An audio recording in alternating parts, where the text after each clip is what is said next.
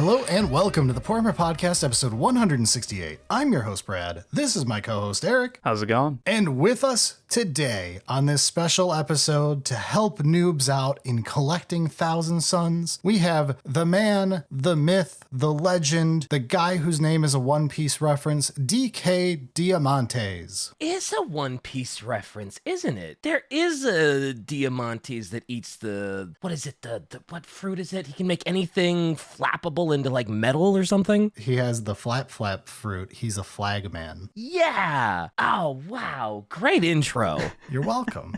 I told you 40 minutes ago when we were talking at the start of this that I had a joke for this, and then we got on a tangent for 40 minutes about who knows what it could have been about. Yeah, I forgot all about that. Maybe you should subscribe to our Patreon when we release our bonus content. Yeah, bonus content coming your way. Talked about hot topics like anime, something about face masks. I can't say this early in an episode on YouTube. Yeah, there's a couple things. Horus Heresy. Everybody loves the Horus Heresy. We're huge fans. The Mark 69 helmet is back. Can you believe it?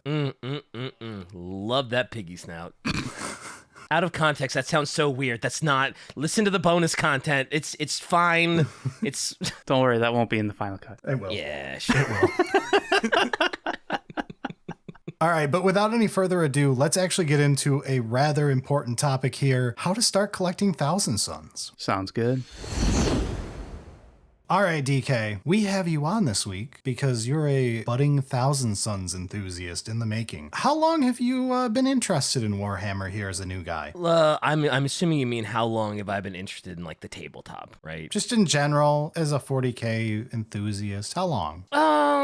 I feel like I've always been kind of interested in like the tabletop part, but it's just so daunting, right? Like there's just so many minis. I don't know how to put them all together. I don't know the rules. I barely know how to paint them. And so it's always been kind of like, yes, now just put like 2,000 points of these together. And some people are like, oh no, just do 500 points. And I'm like, I still don't know like which ones to take, what each do. And then you have to like memorize a dictionary's worth of like codexes, and it's constantly changing every year. And it's a lot. So it's always been like interesting, but really hard to like get into. Yeah, no, it's totally understandable for somebody who's like really into the lore to be a bit overwhelmed when you're getting into the tabletop portion. So interested in collecting Thousand Suns. DK, tell us why you love them. So I love the aesthetic. I remember when I was first getting into Warhammer, essentially it was like, okay, the best way to start, pick a faction that looks cool to you, and then just learn about them, and eventually you're gonna roll back around to all the important plot points in Warhammer. And so I'm just like looking through all the factions, and like these guys look the best. Like Space Marines are like, okay, every Space Marine kind of looks the same, except they're just a different color. And then you get into like Trader Space Marines, it's like, ooh, this is where the fashion is. And then you get to the Thousand Suns, and it's like, ooh, look at those big helmets. Look at those flared ass helmets. They got really cool designs. They got gold all over them. They got the stripes. They got these magic looking guns. They're flying on discs. And so it was mostly just the aesthetic that I was like, brother, this is the group. They are dripped out to the bone. And I had to have them, and I had to learn about them. Yeah, I would say that the evil space wizards definitely have some drip. Especially the sorcerers. Especially the Zongor. Oh, yeah. Stop it. We got goat birds, baby. Although the Zangors on the discs are all right. I really do love them. I don't hate those, yeah. Like, I don't hate Zongor at all. I rather like Zongor as a thing. I love Zongor Enlightened. The regular Zongor were pushed a bit hard at the start there, so. I wish Zongor had more feathering. Sure, yeah. Ooh, yeah. The shaman with his big feather hat thing that goes down his back. Yeah. If some more Zongor had some more featheriness to like their shoulders and their chest or their head, it would do a lot for the goat/bird aesthetic instead of just goat with a snout of a bird. It's called a beak, but that's all right. Yeah, I was stuck on pigs because of the bonus content. Fair enough. Yeah, I feel like the Zangor aesthetic is fine, but God, even as someone that like barely collected Thousand Suns, it's like, brother, I don't need this many Zangors. You got to stop. Yeah. Well, luckily they did. And to start off a collection, we always assume that you are starting with your combat patrol. When you're new, a combo box is important, and it's just something that feels right to a new player, so I'm just going to assume that's what you started with, even when they're bad. But in this case, the new Thousand Suns combat patrol is not bad. It's pretty solid. You get a nice suite of things with 10 Rubric Marines, you get 3 Zongor Enlightened, and you get 2 characters with your Zongor Shaman to lead the Enlightened, and a Demon Prince that you can build either with wings or just on foot. Yeah, there's a couple other combo boxes that occasionally, so like there was the Battle Force, but like probably nobody got that really. Because they sold out immediately. Here's a big piece of advice for people who will always ask this when they're new. They'll see that there was a Battle Force last year or 2 years ago that was a really good deal. The answer to your question you inevitably have is no, it's not worth trying to seek it out and paying too much for it. They're only a good deal when they're cheap. Yeah, that's why they're so sought after and they sell out, is because for the price that they were originally released for, they were a great deal. So when you're getting in late, just ignore the Battle Force from a year ago that you can't find. It's fine. Deal with what you have access to now. And in this case, you have a really good combat patrol to start with. It builds into, like, depending on which Demon Prince builds you go with, it's 485 or 475 points. It's damn near perfect from a actual point standpoint right now. Yeah, you can take a couple enhancements to put you up closer to 500. And do we want to talk about magnets for the Demon Prince now, or do we hold off on that? And let's talk about it when we come back around to the topic, but magging the Demon Prince is something you'll have questions about. We'll talk about it later in the episode. I've never been fancy enough to put magnets in my minis, so... It's a conversation. All right. I don't disagree with you. We'll talk about it. It is not a easy answer. All right, so 500 points. We got the combat patrol. We can build the Demon Prince with or without wings. It doesn't matter. If you built it with wings, great. If you built it without wings, that's also great. Don't worry about it. Zongor Enlightened can also be built with the Great Bow, which, again, don't worry about it. Build however you want. It'll be okay. You're just getting in. You can't really screw it up. You'll find uses for those models eventually. Yeah, so there's a final part of this when building it. What do I put my Rubric Marines as? Because they all come with the option of a bolter or a flamer, and then there's the heavy weapon options. Yeah. So my general advice for this first one, it's not that important. You're going to own a lot of rubrics over time. You'll own enough of every loadout eventually. Don't fret, just keep your spare bits. But for this one, let's just go with have them all have their flamers and give one guy the Soul Reaper cannon. That's the big Gatling gun thing that you wanted to give it, I know. Okay, so everything wants flamers, huh? Except the one dude? For this one, the answer is going to be later on, we'll do bolter ones. But just to make this easy mentally, let's just say they're all flamers on this one. I'm also, for your first intro into it, I think it's also fine to just pick whatever looks coolest to you. Yes, it's not a big deal if you do the bolters instead of the flamers. Some people might say the bolters are better for the first ones and flamers for the seconds. It doesn't matter. Especially because Warhammer 40k is not a sprint hobby. You're going to be in this for the long run. By the time you've got this, built it, painted it up, it's going to take a couple months probably. It's very possible rules change. The second you paint your first Rubric Marine, you realize it's going to be next edition before you're done. Yeah, so like trying to figure out, oh, I want to make sure I have all meltas or all bolters or all bolters, whichever one's the best. Is like, I'm with you, but like, don't worry about it. Got hit with the orc player brain rot there. Boltas. Bolters. Oh, the bolters. Hey, man. Yeah. Also, how strict are people? Like, let's say you build and glue up your models and you just put all flamers on them, but for one game you're like, bolters would be better for this. Just pretend that those flamers are bolters. Because I know there's like, what is it, the WYSIWYG, the what you see is what you get crowd that's like, no, you can't do that. Your models clearly have a flamer. WYSIWYG also has many layers to it. The general answer is in 99.9% of cases, it doesn't matter. You say this squad's got flamers, this squad's got bolters, and I can tell the two squads apart and you're not jamming them together in a big pile, then it's not going to matter. Okay. Most of your games are going to be with people that you know. Yeah. It's not like I'm going to go to a tournament where it matters, right? Even if you go to a tournament, like, little things won't matter that much. Like, if you're like, oh, the guy with the special weapon has the icon on him, even though I don't have an icon because I lost my icon. Yeah. Little stuff like that is just whatever. In any normal, even in like a small tournament that you would go to, it's never going to matter. You just say it up front at the start of the game. If anything comes up that you're like, that seems like a dumb move that you just made, hey, remember that like this is the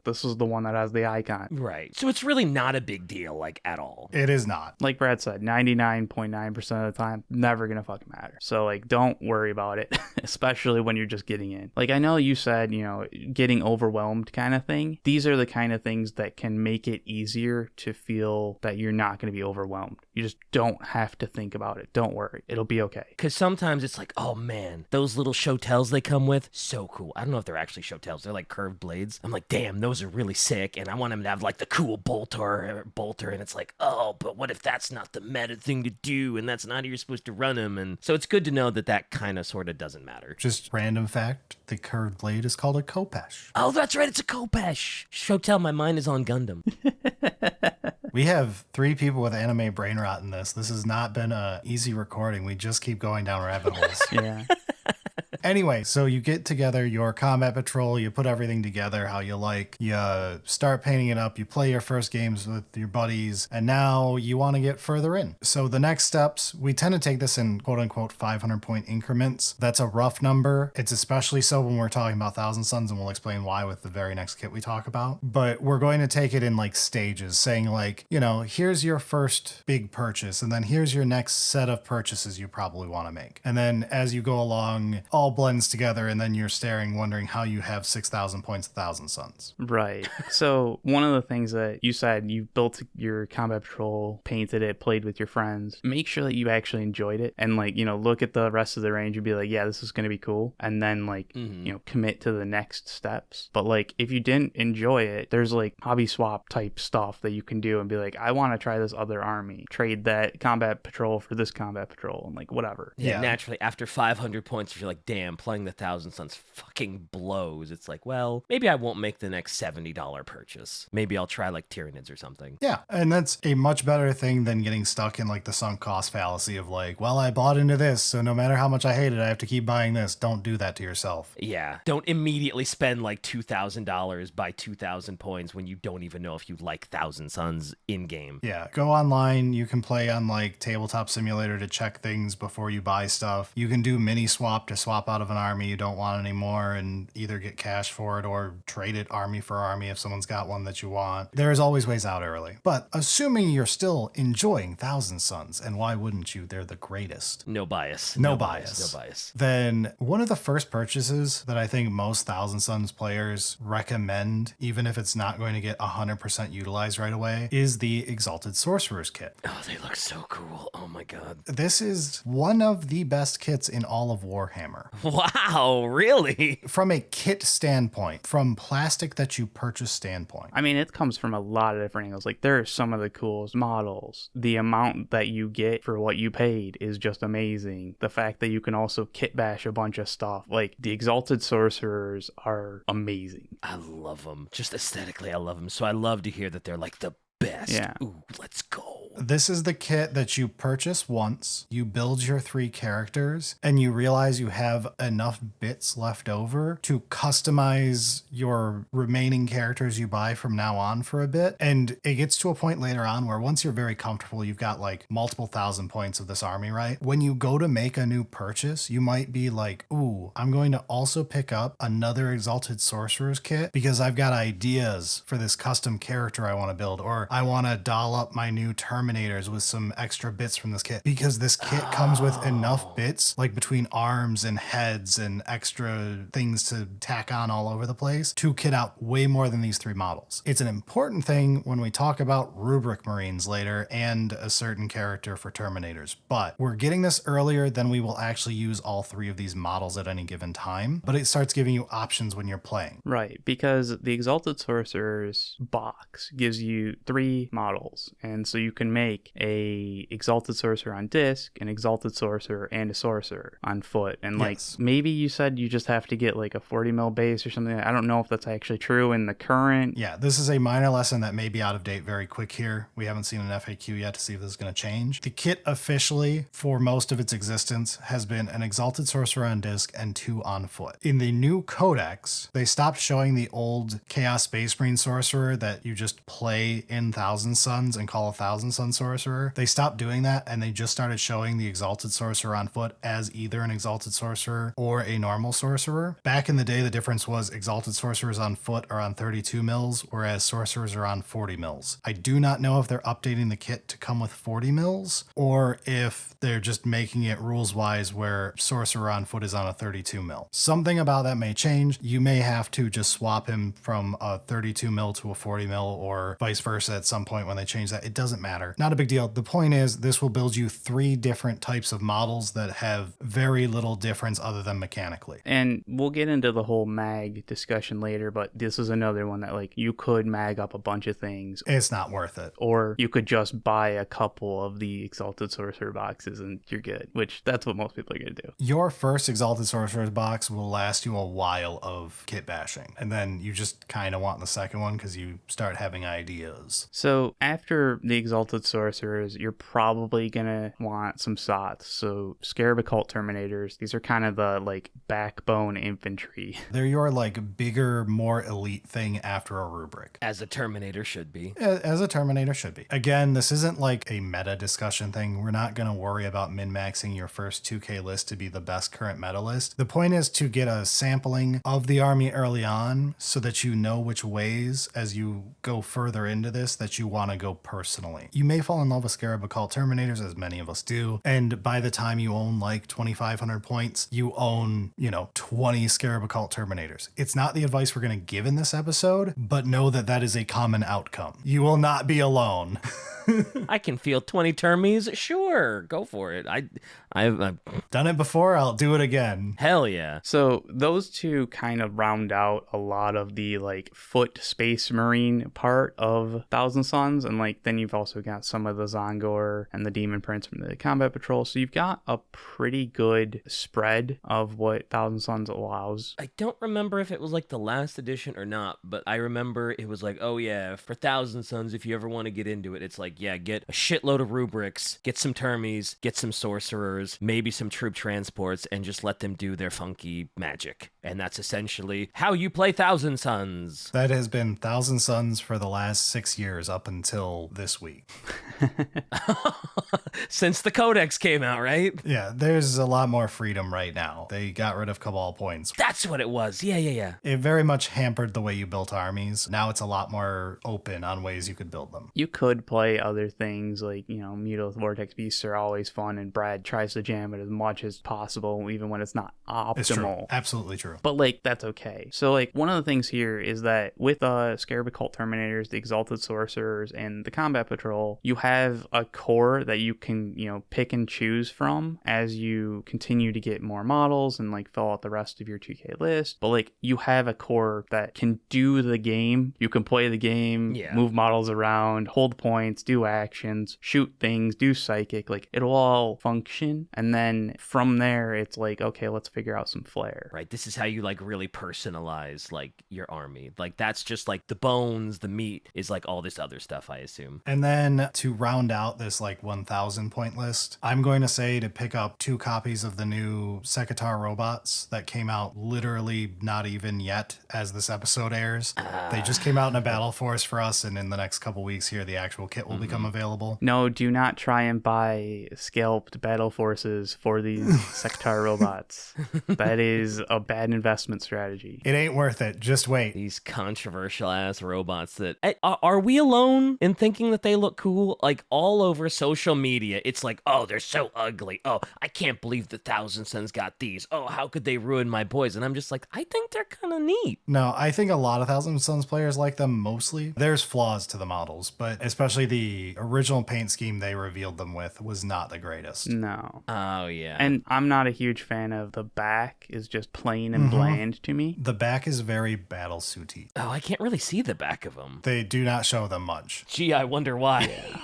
The front is super cool. The profile is just awesome. And there's so much kit bash potential. Yes. One of the things that I plan to do with mine, just to like show you an easy thing you can do that is totally fine. If you don't like that their flamer arm is attached like directly at the shoulder, you can take whichever other arm you're not building, because they can either be with the big flamer gun on the shoulder and a claw arm or a melt-a-gun arm. Whichever one you don't choose will still exist, and you can chop off basically the elbow down, and then you mount the double barrel flamer on at the elbow there, so it's on like a pivoted arm. Oh, that would look so much better. It looks really good. One of the Warhammer community preview ones that they like showed off from the artist, someone did that. It looks wonderful, and I plan on doing it on mine when I get mine. But yeah, you can do little stuff like this. It does not harm your ability to play them. People love this type of stuff. You're allowed to be artistic in this hobby. Welcome. It's fantastic. Yeah, I was going to say something like that shouldn't matter at all. Yeah, you can just build them out. You don't have to do this kit bash. Oh, yeah. If you just like the way the base looks, it's fine, right? Yeah. And if you want a kit bash, it's totally okay. Especially for people just getting into it, where we're giving all this advice about like kit bashing and like, oh, you can have these bits left over. That's mostly just like future proofing, so like don't worry about it. But also like it's better to build and play than to just stare at it in a box for a year, even if it's not exactly How many perfect. years, Eric? Shut up. Yeah, how many years? That's a good, like, do you have a specific example of such a thing? What's the measurement in Bane blades painted? Less than one. I'm assuming you have a couple Bane blades sitting around that you have not built I already. owe a patron the painted Baneblade for like 3 years now. Oh, no. Yeah, it's It's been 90% done for like a year and a half sitting on his desk, and he just refuses to do the last day of work. it's the worst part. It's so bad. What's the worst part? I told you to skip it. He's doing the fucking nuts. It's got like 5,000 rivets on Oh, It's the no. worst You're actually doing individual rivets? it. He's an idiot. He's an idiot. I am an idiot. It is true. Come over. You can grab an edible from me and you can go crank this shit out. I'll give you 2. I'll give you 2. Well, now you're talking. When the first one wears off and you're only halfway through the rivets, take the second. That's about right. Yeah. But okay, with that, for a 1K list, you've got the Combat Patrol, Exalted Sorcerers, Sots, and these robots. And like, you don't take all of the Exalted Sorcerers because that's too many points. But you've got options there to build. I think it's going to be a pretty fun list. So we've got the good core of 1,000 Suns list going on. Yeah. And this is all stuff that even if it doesn't make every list you use, all of these will make most lists you use in a non-zero number. These will be like the core you use for the rest of your collecting. And then we're going to get into some splashier stuff you won't use every single game, but you'll start building up your collection to have variety and going, okay, I'm going to play a list with a bunch of Unit A this time, or a list with a bunch of Unit B. Yeah, so like DK, what is a model that you think is like just a must for 1,000 Suns list? I think I mentioned this when you asked, but like I feel like either Magnus or Ahriman, one if not both, you have to. Yeah, Okay. Like you have to. they're the named epic hero characters. Yeah. Yeah, they're like the 1,000 Suns everybody knows, right? It's the Primarch and his like captain. He's the chief librarian. Oh no. That's what I meant. That's exactly what I meant. Librarian, captain, tomato, potato. That's 100% what I meant. Yeah. I don't actually know what Ahriman's 40k title is. I only know his 30k title because that's the one he says in the first book. It is a great drop in that book, though. All right. Well, 1,500 points. Let's hold off on Magnus for just a little bit more. Is Magnus bad again? No. No, it's Okay. a different problem. We'll talk about it when we do add Magnus and why we're not adding him yet. I've been tabletop adjacent so long that like I remember people being like, no, you can't field Magnus. He's awful. Worth too many points. He dies too easily. And then it's like, oh no, Magnus is really fucking good again. Play him. He's amazing. And then something happened and maybe he's not great and maybe he's okay. And I never know if Magnus is good on the tabletop or not. You've absolutely nailed it. Okay. We'll talk about Primarchs. But Ahriman is a great next step. Yes. You might not run him in every list, but he will see regular play. He's just generally a well-beloved character. The man can't get a win. Amen. He's got one of the sickest helmets in all of 40k. Agreed. True. Had to zoom in on that one, but yeah. Hell yeah. Well, he's got so much other stuff going on that it's like, right, what's the helmet look like? He's got all the cool Thousand Sun stuff, right? He's got the cool backpack, cool staff. He's on a disc. He's the epitome of Thousand Suns drip. Bonus points here. If, let's say, you want Ahriman because he's another unique character sheet that's very interesting, but you don't want to play with Ahriman in the your guys where you've made your own lore and you're like, my guys don't want anything to do with Ahriman. A classic thing that lots of Thousand Suns players, including myself, do. I have two Ahrimans. One is actual Ahriman. The other one is my custom warband leader who I just play as Ahriman. And what it is, I just took Ahriman's model. I didn't put his face on it, and I changed one of his arms out too. And I used the Exalted Sorcerer spare bits to give him a different head and one of his arms swapped out for a different arm. And it's very clearly Ahriman from like a silhouette standpoint, like you understand that's who it will be in play. But when you actually look at the model, it is your custom character. That's something that's very nice to have as an option if you're not a fan of Ahriman, but you want to be able to play his data sheet because you're like, he's got cool, interesting, unique abilities. I want my important character in my lore to have that. How often does that happen where Thousand Suns players are like, no, Ahriman does not belong with my people. This son of a bitch. For normal people, it would be not that often, but these are Thousand Suns players, so all the time. No, it depends more if you play Crusade and stuff. If you're doing like a unique Crusade campaign, it doesn't make much sense to force Ahriman into your random warband's Crusade. Like, why is this important person showing up? But you'll want to play with it. So you're like, how do I force him into this narrative? And that makes for a good excuse to get around that fact. So what's a Crusade campaign exactly? It's a narrative way to like slow play building up your army. Oh, okay. So it's like sort of a narrative take on like tabletop almost. Yeah, where like each battle then affects the next battle kind of thing in some way. It's like a roguelike. Got you. Your characters will get extra traits over time. You'll end up with units that are more veteran and will have downsides because they've been beaten up so many times, but upsides because they're more veteran. It's a very fun format, like for you and your friend group to play, especially if you're doing like a slow burn escalation as you build up armies. That's the main purpose of it from a sales pitch from GW standpoint. But it's a very fun format. It was a 9th. I haven't played the 10th one because, well, all of my codices except for Necrons decided not to come out until 2 years into the edition. I'm still waiting on one. Hooray! So yeah, I recommend it, but there's a reason that some people just don't want Ahriman. Other people hate Ahriman lore-wise, but that's a little more rare when it's Thousand Suns. It's like, you realize he's like most of our lore. Yeah. Yeah, he's like a big chunk of it. He's the reason you're dust. He's, yeah.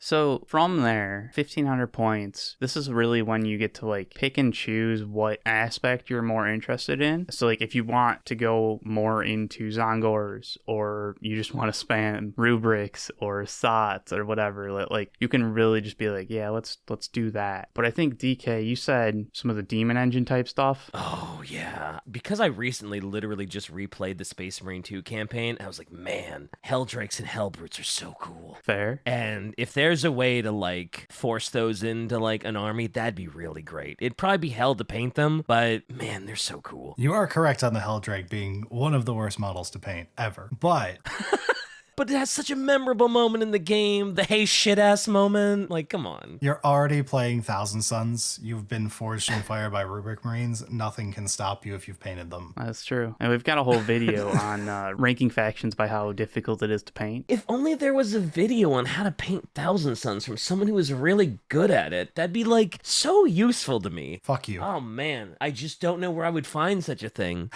Do you know how much work that is for me to sign myself up for?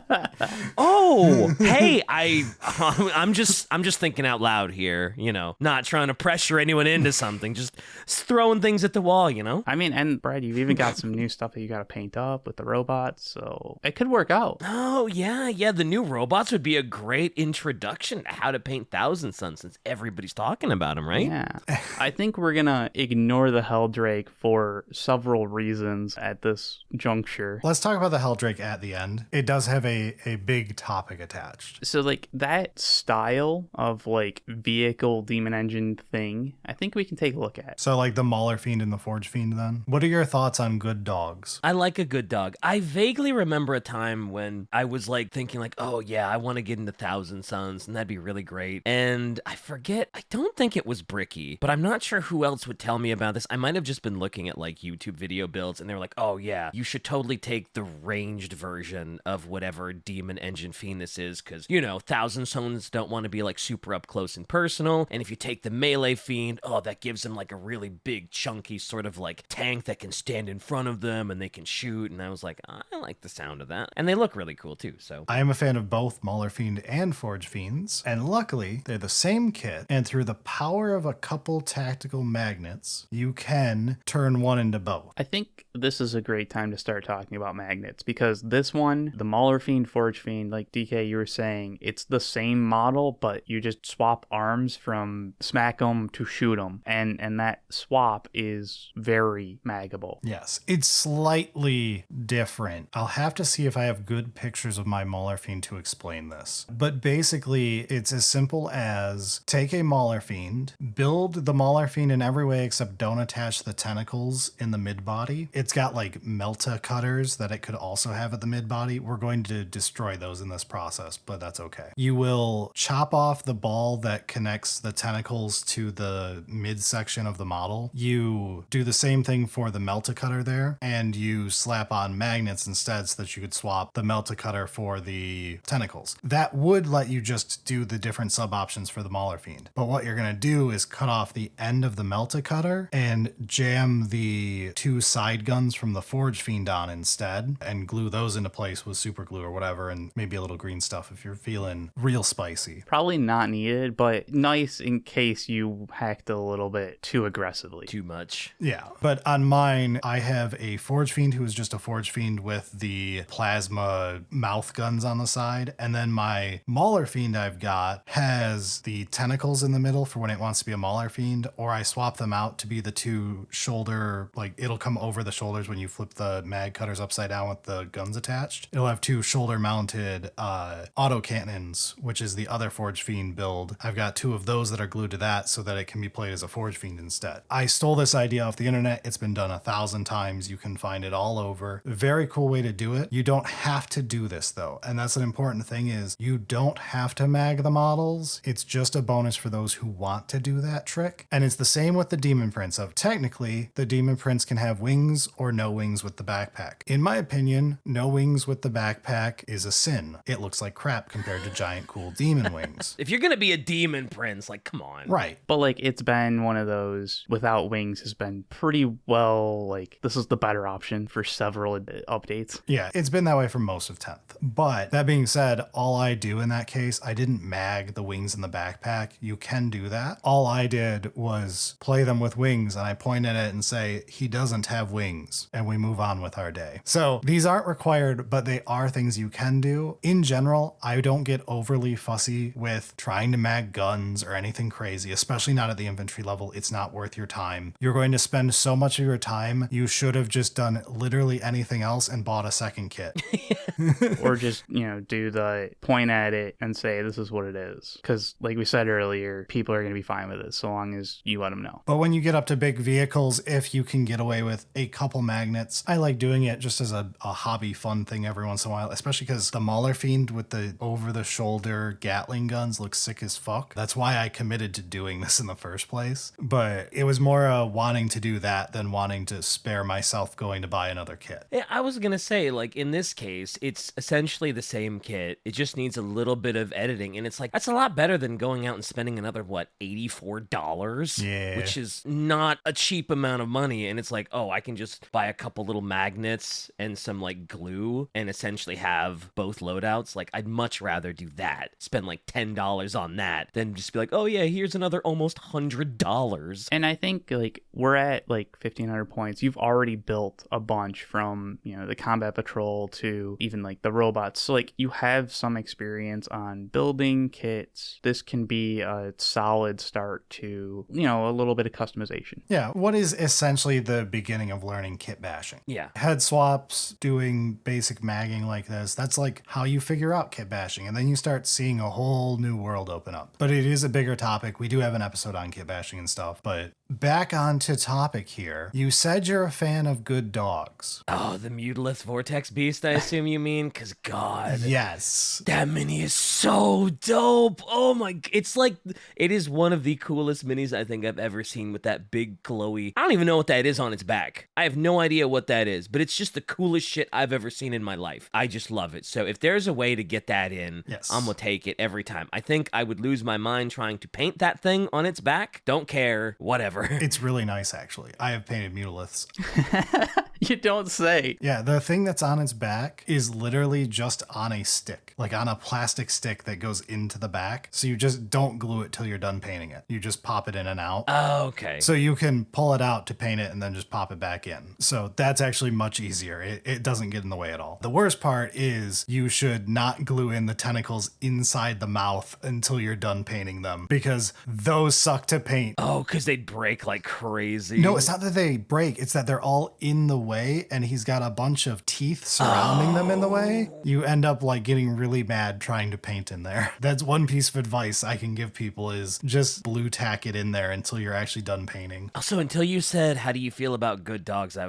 For some reason, it never registered to me that this was like a very canine looking thing. I was like, oh yeah, it's just a demon. I'm just used to calling it Magnus's dog. Like Magnus Fair. walking the dogs is a list.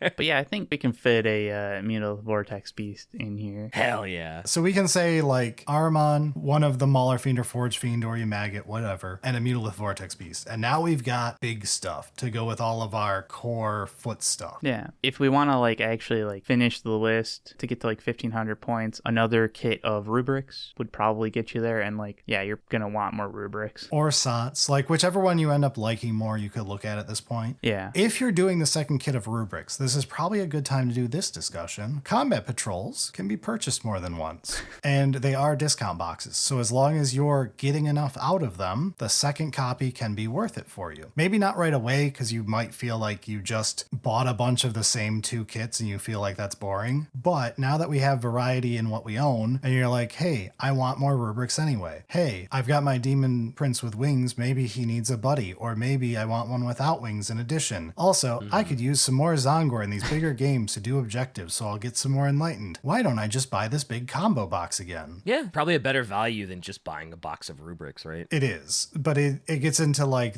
you have to look at it as a whole. If you personally are going to get more out of the second combo box than buying individual stuff, then it's worth it. If you're not, then don't waste the money just because you feel like, well, it's at a discount. It's not if you have a bunch of stuff you're not getting use out of. But like, if you truly hate the Zongor and you're like, I'm only ever going to use these three, maybe just as like point holders, just because like I had some points left over in the list, but otherwise I hate them, it might not be the actual discount that you're looking for to buy that second combat patrol. But this is when you would really look at it and be like, okay, we can do that. Yeah, so even if I wanted everything else in the box, but I was like, oh no, I don't know about the Zongors, would that still be worth it? I'd have to do the math. If you want both characters in the rubrics, I think it's still mathematically worth it. Most likely the thing is you're not going to want the second shaman, especially not a third. Everything else in here, I can argue why you own 3 of. 3 shamans is a lot of shamans. I only own 2 shamans and I own too many of most things, so that can tell you that. Gotcha. But I'm not saying you would never want the second or third. I'm saying that that is probably the most situational of everything in here, from a what you could really want in a game randomly. Currently, obviously, rules change over time. Maybe everyone is jamming 50 shamans due to some special rule in a future edition. Who knows? But 2 of them is kind of hard to find use for more. But anyway, so there is options at this point. This is where we're starting to branch out. There's lots of ways that you can build your army at this point. You're starting to get into the army and feel out what you like, and you're going to need advice less at this point. But now that we're at 1500 points, the question is going to pop up. What about Magnus? What about souping some demons? Yeah, what about Magnus? Yeah, let's talk about Magnus. And Demon Primarchs. So you remember when you were like, people complain that he's either like too good or he just dies and then nothing happens in the game and you're just over? Yes, so much of that. That's what happens when you have a 420 point model in a 2K list. Ooh, that's a lot of points. I guess rightfully so, because it's a Primarch, so it should be a chunky amount of points, but yikes. And Magnus is good. He currently is. He's not required in every list like he was a little bit ago. He is now a defensible argument to take. He's in a really good spot balance-wise right now compared to when he was never playable or required in every game if you wanted to play Thousand Suns. However, he causes issues at low point count games. So when you only own 1,500 points of models, and you're probably playing a lot of 1,000 point games, right? Having a single model be almost half of your list causes problems for both players. Yes. You from an actual getting things done standpoint, and your opponent because that is a giant stat check they have to play around. Either they blow Magnus off the board in a turn because they had the anti-tank for him, or they can't do anything about it and now they're playing around the fact that you're nuking people to death with Magnus constantly. And that can be fun once or twice. The real problem is that with one model taking up about half of your list, the games are going to be very similar. Like, it's all going to revolve around that model, which, like I said, that can be fun once or twice, but it gets a bit tedious from both players' aspect of like, yeah, all you're really doing is playing Magnus, or all you're really doing is trying to kill Magnus, or like just completely ignoring it and just watching him kill your shit while you try and win versus, you know, secondary objectives and that kind of stuff. Like, it's just that becomes a problem. Yeah, I hadn't really thought about that from like, it's both players' problems. Yeah. With that, like, yeah. Because like, this is supposed to be fun. For both people, not just you. Yeah. Mm-hmm. Well, as long as I'm having fun. Yeah. As long as I had fun and steamrolled you, it's okay. The other way around, this is bullshit. Change the codices. I can have a lot of fun while losing. That's true. You used to play a lot of Mutalith Vortex Beast. Yes, it's very fun.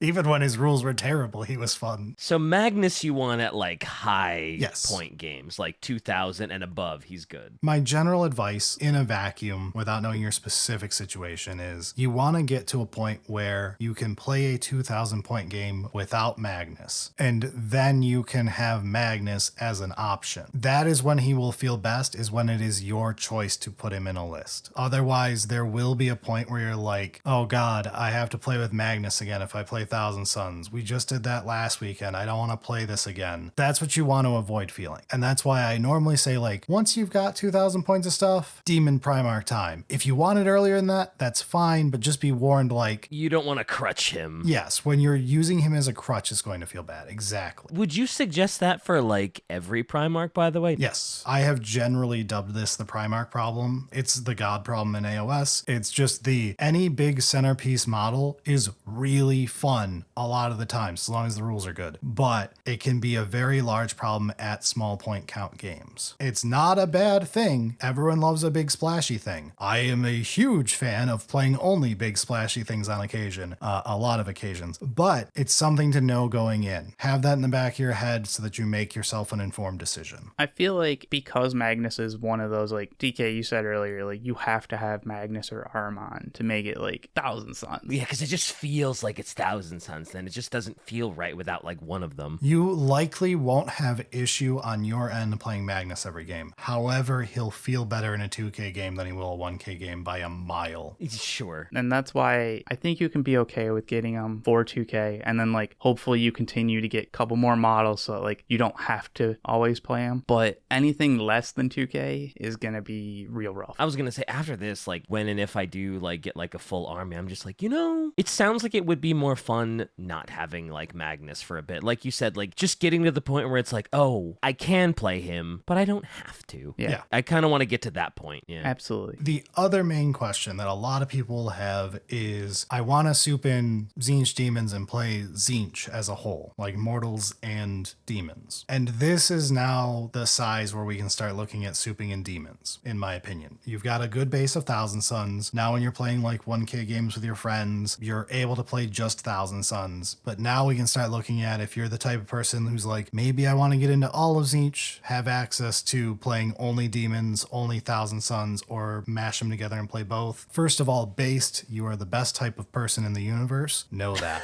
Second of all, No bias. no bias. Second of all, this is where we're going to do this. If you're looking to get in currently with the rules, super rules aren't great for Thousand Suns and Tzeentch Demons. I just got to get that out there. But I would say you can start off with a sampler platter and it reaches almost exactly 500 points, which is a great amount of starting soup. So let's go with a Lord of Change or Kairos, whichever one you want more. Kairos. Sorry. Yeah.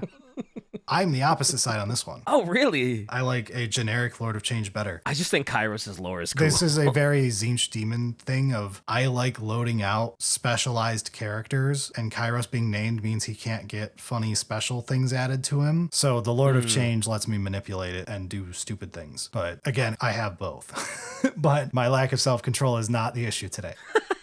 Of note, the Lord of Change Kairos are like 250 points. Probably don't put it in a list with Magnus. Or do at 2,000 points once for fun. Yeah. But yeah, for funsies, sure. Do whatever you want. But yeah. But like, you know that you're doing that. In general, don't. Don't accidentally do that and be like, whoops, Yeah. this is what we're doing today. It'll take the Primarch problem to the next level. Yeah, you're going to be like, oh, I can't score any objectives. Right.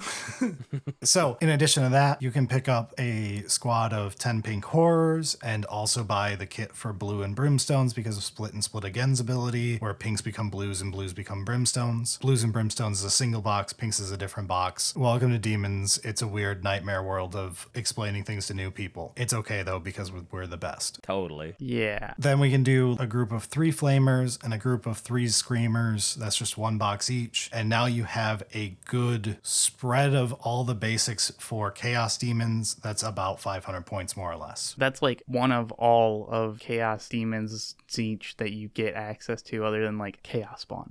No, Chaos Spawn A aren't demons. They're mutants. Same thing. They are closer related to Zangor and the Mutalith Vortex Beast, which also isn't a demon. Fair enough. But what you're really missing out on is the Chariot, the Exalted Flamer, which is the Flamer character, and all of your characters that are not the Lord of Change, which is like your horror equivalent characters. There's one that's on foot, there's one that's on a chariot, there's one that may or may not exist next edition that's on disc but hasn't been sold in a very long time without kit bashing. The point is, you lose access to about half of demons currently when playing the Thousand Suns Codex with the demon suit. But this is the majority of what you think of when you think of Tzeentch Demons, and it's a really nice 500 point sampler platter. They're fine looking. I don't know if I love them. I think I just love that Thousand Suns aesthetic so much. Like, I get it. I get why you would use them, but I'm just like, I think I just go all Thousand Suns. Yeah, and that's fair. But that is one that other people are going to be asking is, what about Tzeentch Demons? Oh, sure. There's the starting point. So to continue your personal list to 2K though, we've got the Magnus option, but let's put him as your right after 2K thing so that we can talk about the other options. We've got like the Hellbrute, like you brought up, and yeah, I mean, I think he's kind of silly sometimes, but He's so small. When you see your first Hellbrute, you're like, how is this so much smaller than all the loyalist stuff? And you're like, oh right, chaos. I love those, like, and then there's Hellbrute. Yeah. we kind of love you for being kind of derpy. He just looks so cool in the game. Like when you Yes. like fight him in Space Marine 2, it's like, whoa, I get to fight a Hellbrute. Whoa, he's pushing my shit in. Whoa. Yeah, then you put it in front of a basic current Space Marine model, and you're like, he's so small. Even in game, he does get crushed by a Dreadnought. Yeah. Then like there's a couple more that you can get, like Sorcerer and Terminator armor. This is your other kit bash obvious first thing people do. If you want a character to lead your Terminators, you're going to wonder why they don't sell this kit yet, and that's a great question. None of us know the answer. It's about to ask. However, GW has their solution that they they even talked about in the 9th edition codex, which is you buy the generic Chaos Lord and Terminator armor / Sorcerer and Terminator armor kit from Chaos Space Marines. You use a Scarab Occult Terminator spare head because they come with those in the box, and you swap out the head. You can swap out a shoulder pad. You can do some Exalted Sorcerer bits to get a little bit of extra frills on him to make him more Scarab Occult Terminator looking, and it looks wonderful when you're done. It really does work once you paint it up as Thousand Suns. I have one that I did that way as a very minor kit bash, and it's great. Realistically, you can just use the CSM model and just make sure its paint scheme fits in. Yeah, you don't have to do any alterations, but it is a simple alteration and it blends right in with the rest of Thousand Suns. That's so GW, though, to just be like, oh, hey, here's this thing people want. Let's even tell them how to make it. Are we going to sell it, though? Of course not. Don't worry, we got 15 different ways you can buy a lieutenant for Space Marines. Timmy was screaming because there wasn't one with the right arm slightly higher. We got the new model out, though.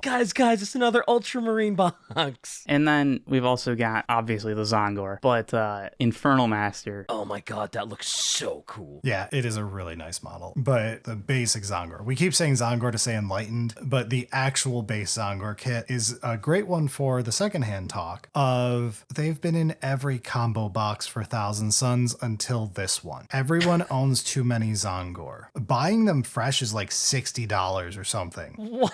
Who would buy them fresh? Nobody ever has. That's why they've been in every combo box, because they have to get them out of the warehouse. And that's why all those combo boxes were real good deals, right? Yeah, unfortunately, that was always the problem with the old combo boxes, is it only worked if you counted Zongor as worth $60, which nobody would.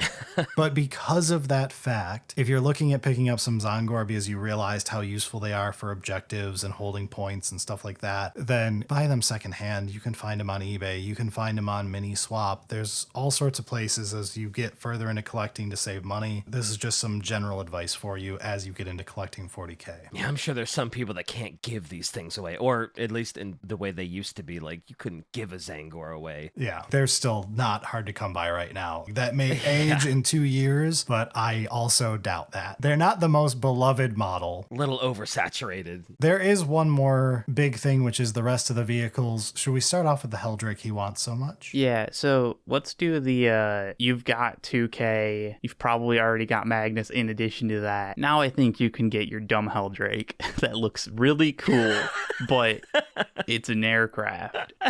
I love that the whole conversation on it is like, should we tell him how to get the dumb Helldrake? Should he get his dumb Helldrake? God, the Helldrake is dumb. I am. So the problem is not the Helldrake. The Helldrake is a beautiful model that I love. It really is gorgeous. That you should never suffer painting. But it is a gorgeous model once it is painted. The problem is the word aircraft. Aircraft in 40K have not been treated well for basically their existence. They have one of two states, which is better off on the shelf or so busted that everyone wishes they would be deleted from the game. They have been on the better on the shelf side of this for a while now. So their rules kind of suck at a base level, and it makes them a pain in the ass to actually try to play when you think they look so cool. Which is kind of why I like this at the after 2K of this is going to be your long-term hobby project for a little while, and then it's going to look really pretty on the shelf, and you might bring it out for a game once in a while just for kicks and giggles. Yes, that's really the best way to put it. It's just a problem with how it's been historically. If you're listening to this in a year or two, maybe in 11th edition, we're all like, go buy 3 Helldrakes, paint them up right now. They're so fun. They've got the best rules. The problem there is, like, realistically, if we're at that point, they're probably too strong, and it's a problem in a different way. Yeah, so that's why they're advised to not get right away. That said, if you love them, get them. Just know the warning going in. It definitely looks like something that's like, okay, maybe I don't play it, but God, it's just so cool. Like, I will just put that on my shelf and just display it and let everybody look in awe at the cool, demon dragon. But absolutely. Yeah, it doesn't sound like a great pick for the army, though. Because it's, how many points is it, did we say? I think it's only like 270 or something like that. It's not crazy on points. It's just, it is a good chunk, and aircraft are not understood in 40K. That's so unfortunate for such a cool looking mini air quotes. We've got one more. The last thing here is the entire range of vehicles. And I do have a warning about this. And this is why we haven't recommended the the Rhino or the Land Raider or the Predator or the Vindicator or any of that yet. Oh, we're just going to skip over the Defiler? All right. That's not real and it can't hurt you. We ignore its existence until they finally take it behind the shed like it should have been. I like how the note for Defiler is just Lamau. I could see it in other armies. It makes no fucking sense. I don't even think on their website they have a Thousand Suns paint scheme. No, there is one in the new codex, though. Oh, okay. They did paint up one in Thousand Suns at some point. Or found someone who did and asked them for a picture. That seems more likely. But okay, back to the tank vehicles. Yes. So we haven't recommended these. I have hesitation recommending these to new players. Here's the deal. Space Marines, by and large, have been quietly pushed away from using these old ones to go towards all of the new Primarchs era vehicles that are all like the hover vehicles and all that. Yeah. The Rhino can't even drive the vast majority of Loyalist Marines anymore. The Land Raider did have a slight renaissance at the beginning of 10th, but other than that, it was unplayable for the 6 years before then. I'm iffy recommending these. They tend to be, just like the Helldrake, either garbage or extremely broken for a short amount of time before getting nuked. Yeah. If you are going to want to go this route and you really do like these vehicles, I'm going to advise not to buy on GW's website. It will say the Chaos Rhino, the Chaos Vindicator, the Chaos Land Raider. Don't buy any of those models. What instead you should buy is, if you go over to the Horus Heresy part of the site, you can buy updated, newer sculpts that are literally 20 to 25 years newer and are cheaper. Oh. They are better build quality, they're less money, there is no downside. Even in official GW tournaments, you can play the Land Raider Proteus or whatever it's called from 30k as a 40k Land Raider. GW allows that. With that being the case, don't buy the 20-something-year-old sculpt. And also, if you're buying any of these tanks, please listen to my warning of don't be shocked when they stop being legal in 40k and they release, 2 more Daemon Engines to replace them. Because Loyalist Marines have already had them replaced for basically all of these, except for one that I suspect will be an 11th edition, because Space Marines can't go 6 months without a new toy.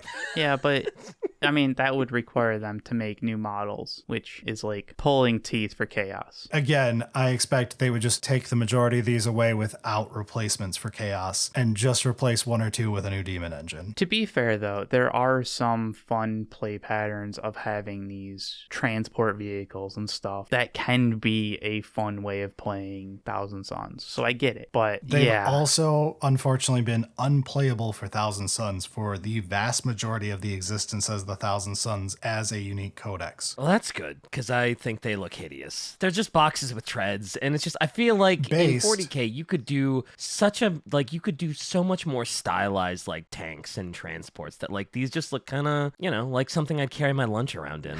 Base department here. Hell yeah.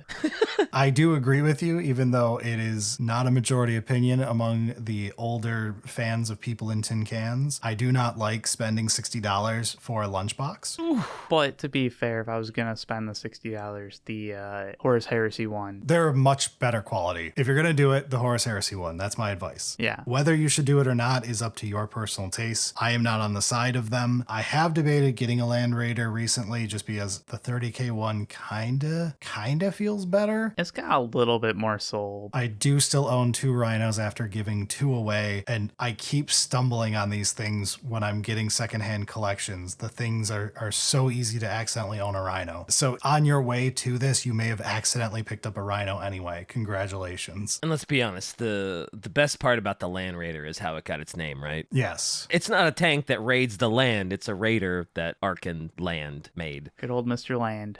Land Raider! Even he thinks it's a dumb name. I so badly want them to replace it with the Belisarius Raider for Loyalist Marines and have it be a hover tank, just because it would make Call more of a hypocrite and it would be fucking hilarious to me. That would be funny. Do it. I think they could do it too. They absolutely could get away with that as a meta joke that most people would accept, and even people who groan and hate it would be like, this is the most 40k way to have done this, you bastards.